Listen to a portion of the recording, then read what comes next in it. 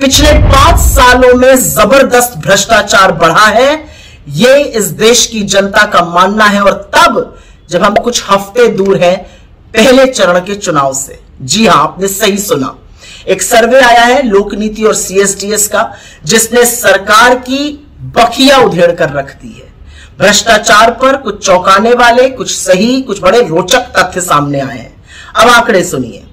इस सर्वे के मुताबिक 55% लोगों का मानना है कि पिछले 5 साल में भ्रष्टाचार जबरदस्त बढ़ा है। 55% लोगों का मानना है। 2019 में जब चुनाव के पहले यह सर्वे हुआ था तो मात्र 40% लोग कहते थे भ्रष्टाचार बढ़ा है।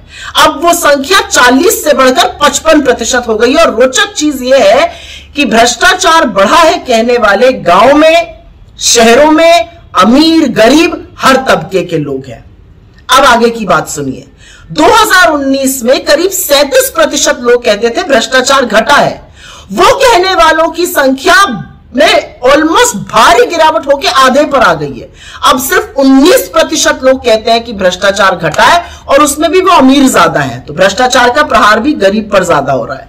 लेकिन सबसे ज्यादा चौंकाने वाला और सबसे सही तथ्य जो इस सर्वे में उभर कर आया है वो ये है कि देश की जनता ये मानती है कि भ्रष्टाचार नरेंद्र मोदी की सरकार ने बढ़ाया है। क्योंकि उनसे जब पूछा गया कि वो किसको जिम्मेदार मानते हैं पिछले 5 साल में जबरदस्त बढ़े हुए इस भ्रष्टाचार में, तो 25% लोगों ने केंद्र की बीजेपी सरकार का नाम लिया।